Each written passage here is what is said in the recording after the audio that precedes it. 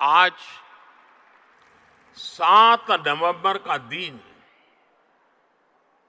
बहुत ऐतिहासिक है।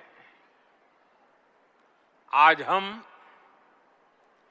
वंदे मातरम के 150वें वर्ष का महाउत्सव मना रहे हैं। ये पुण्य अवसर हमें नई प्रेरणा देगा, कोटि कोटि देशवासियों को नई ऊर्जा से भर देगा। इस दिन को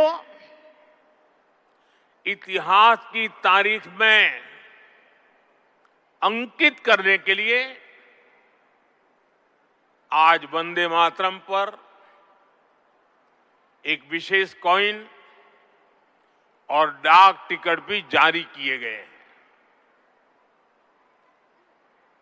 मैं देश के लक्षावधि महापुरुषों को, मां भारती के संतानों को वंदे मातरम इस मंत्र के लिए जीवन खपाने के लिए आज श्रद्धापूर्वक नमन करता हूं और देशवासियों को इस अवसर पर बहुत बहुत बधाई देता हूं। मैं सभी देशवासियों को वंदे मातरम के 150 वर्ष पूरे होने पर बहुत बहुत शुभकामनाएं भी देता हूं। साथियों, हर गीत, हर काव्य का अपना एक मूल भाव होता है, उसका अपना एक मूल संदेश होता है।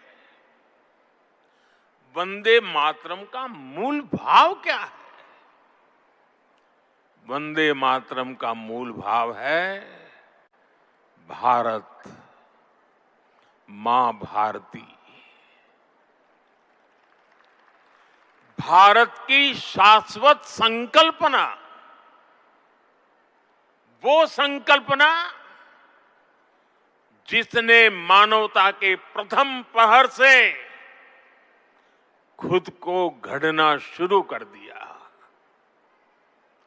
जिसने युगों युगों को एक एक अध्याय के रूप में पढ़ा, अलग अलग दौर में अलग अलग राष्ट्रों का निर्माण, अलग अलग ताकतों का उदय,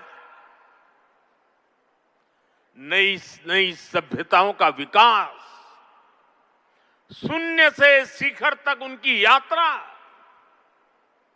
और शिखर से पुनः शून्य में उनका विलय, बनता बिगड़ता इतिहास, दुनिया का बदलता भूगोल, भारत ने ये सब कुछ देखा है। इंसान की इस अनंत यात्रा से हमने सीखा और समय समय पर नए निष्कर्ष निकाले। हमने उनके आधार पर अपनी सभ्यता के मूल्यों और आदर्शों को तराशा, उसे गढ़ा। हमने, हमारे पूर्वजों ने, हमारे ऋषियों ने, मुनियों ने, हमारे आचार्यों ने, भगवंतों ने, हमारे देशवासियों ने अपनी एक सांस्कृतिक पहचान बनाई। हमने ताकत और नैतिकता के संतुलन को बराबर समझा और तब जाकर भारत एक राष्ट्र के रूप में वो कुंदन बनकर उभरा जो अतीत की हर चोट, सहता भी रहा और सहकर भी अमरत्व को प्राप्त कर गया। भाइयों बहनों,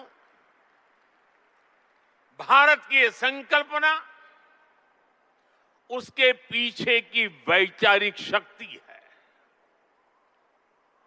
उठती गिरती दुनिया से अलग अपना स्वतंत्र अस्तित्व बोध, ये उपलब्धि और लयबद्ध लिपिबद्ध होना, लयबद्ध होना और तब जाकर के हृदय की गहराई से, अनुभवों के निचोड़ से, संवेदनाओं की असीमता को प्राप्त कर करके वंदे मातरम जैसी रचना मिलती है। और इसलिए गुलामी के उस कालखंड में वंदे मातरम इस संकल्प का उद्घोष बन गया था। और वो उद्घोष था भारत की आजादी का।